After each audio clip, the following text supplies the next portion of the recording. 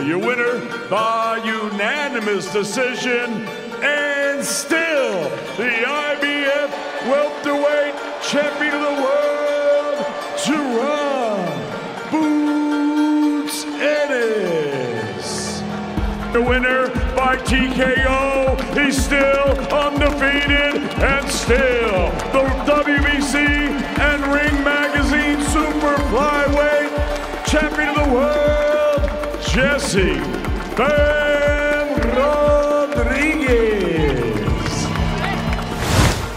Hasil tinju dunia hari ini datang dari divisi 147 dan 115, di mana keduanya berhasil mempertahankan gelar juara dunianya. Dari divisi 147 terdapat laga ulang antara pemegang gelar juara dunia IBF Jaron Boots Ennis melawan penantangnya yang merupakan peringkat 1 IBF Karen Chookagian. Petinju tak terkalahkan sekaligus juara dunia IBF 147 Jaron Ennis menang dalam pertarungan sengit 12 ronde atas penantangnya ini di hadapan lebih dari 10.000 penggemar yang telah berbondong-bondong datang di Philadelphia. Jaron Ennis berhasil menjatuhkan lawannya pada ronde kelima saat Chookagian berlutut. Namun, lebih dari 10.000 penggemar yang datang untuk menonton Ennis terlihat tidak antusias dengan apa yang telah mereka lihat, karena mereka seperti hanya diam selama sebagian besar pertarungan itu berjalan. Mereka tidak punya alasan apapun untuk bersorak, karena dalam laga itu penampilan Chookagian justru seperti mengalahkan Jaron Ennis hampir sepanjang pertarungan. Momen terbaik dalam pertarungan itu bagi Ennis adalah knockdown di ronde kelima dan pengurangan poin yang diambil dari Chookagian pada ronde ke-10. Jaron Ennis menang dengan skor 119-107, 117-111, dan 116-111. Karen Chookagian telah mendaratkan pukulan yang lebih bersih dan tampak menakjubkan dengan keterampilan bertinju yang telah dipertontonkannya. Dapat dibilang bahwa tidak ada seorang pun di divisi 147 yang memiliki bakat seperti yang telah ditunjukkan Chookagian pada hari ini. Ia berada di level yang berbeda dengan siapapun di divisi 147 ataupun 140. Penampilan dari Karen Chookagian benar-benar mengagetkan pihak Boots Ennis dan para penggemar. Ia tampil luar biasa meskipun pada akhirnya dia kalah. Namun, dia berhasil menampilkan permainan terbaiknya melawan petinju yang lebih muda dan belum terkalahkan. Kemudian bagi Boots Ennis, penampilannya kali ini cukup mengecewakan. Sepanjang pertarungan dia terlihat banyak terkena pukulan bersih dari lawannya. Bahkan, jika saja Karen Chookagian ini mempunyai bobot pukulan yang kuat, maka Boots Ennis sudah terjatuh pada ronde-ronde awal. Dengan kemenangan ini, maka karir Boots Ennis menjadi semakin bagus. Namun tetap saja dia akan kesulitan menemukan lawan berat di 147. Keinginannya untuk unifikasi gelar atau bahkan menyatukan seluruh gelar kelihatannya akan sangat sulit terwujud di divisi 147 ini.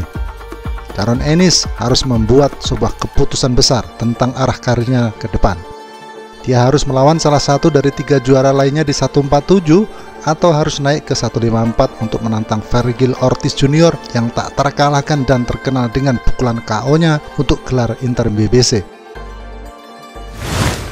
Penampilan Jaron Ennis saat melawan Chookagian menurut banyak penggemar jauh di bawah standar, dan dalam laganya kali ini bukanlah penampilan yang bagus. Jaron Ennis dapat menghasilkan banyak uang dengan melawan Vergil Ortiz Jr. di salah satu acara Riyadh Session dan menempatkan dirinya dalam posisi untuk mendapatkan banyak pertarungan hebat di 154. Namun, jika Jaron Ennis tetap di 147, ia mungkin tidak akan pernah mendapatkan juara manapun untuk melawannya. Salah satu hal yang bisa terjadi jika Boots Ennis naik ke 154 adalah ia bisa saja kalah dari Vergil Ortiz, dan itu tentu saja akan merusak popularitasnya sebagai petinju muda berbakat dan belum terkalahkan. Saat ini Boots Ennis bisa saja santai dan menikmati kemenangan semu ini. Namun jelas Jaron Ennis harus segera memikirkan langkah dia ke depan, karena kiprahnya di 147 sudah tidak menarik. Akan lebih baik bagi dirinya untuk segera naik ke 154 guna bertemu lawan sesungguhnya di sana. Jaron Ennis sudah lama nyaman di 147, sehingga para pemegang gelar pun enggan melawannya. Apalagi memang ukuran tubuhnya mengharuskan dia naik ke divisi berikutnya. Salah satu alasan buruknya penampilan Ennis kali ini, seperti yang dia sebutkan, adalah karena dia melawan petinju papan bawah, sehingga potensinya tidak bisa keluar. Namun sebaliknya, jika dia menghadapi lawan kuat, maka dia pun akan menunjukkan performa yang bagus. Dari divisi 115, pertarungan pertahanan gelar WBC oleh JC Bam Rodriguez melawan petinju Pedro Guevara. Bam Rodriguez menang dengan mudah, menghancurkannya pada ronde ketiga dari pertarungan 12 ronde yang telah dijadwalkan. Dalam laga itu, Bam Rodriguez tampak mendominasi pertarungan sejak ronde pertama berjalan. Guevara memilih untuk bertukar pukulan kuat daripada terus bergerak, yang pada akhirnya merusak peluangnya untuk mendapatkan kemenangan. Pada ronde ketiga, Bam Rodriguez memojokkan Guevara ke tali ring dan menjatuhkannya dengan pukulan kiri ke kepala. Guevara segera bangkit dan selanjutnya langsung menyerang Bam. Namun ia segera dijatuhkan untuk kedua kalinya, tetapi kali ini dengan pukulan uppercut kiri yang membuatnya tersungkur di kanvas. Wasit yang bertugas, Ricky Gonzalez, langsung menghentikan pertarungan karena dia melihat Guevara tidak bisa bangkit lagi. Waktu penghentiannya adalah menit kedua 40 detik, tepatnya di ronde ketiga. Dan dengan kemenangannya ini, rekor Bam Rodriguez pun semakin ciamik, yaitu menjadi 22 kemenangan dengan 15 menang KO tanpa pernah kalah. Pasca pertarungan, Bam Rodriguez mengatakan jika dia ingin bertarung melawan salah satu juara lain di 115 berikutnya. Jika bukan salah satu dari mereka, ia mengatakan ingin menghadapi mantan juara dunia 4 divisi, Roman Chocolatito Gonzalez berikutnya, yang saat ini berusia 37 tahun. Ada beberapa cemoohan dari penonton ketika Bam Rodriguez mengatakan jika dia menginginkan pertarungan melawan Chocolatito. Mungkin hal itu dikarenakan beberapa penggemar merasa jika Gonzalez saat ini sudah berusia tua.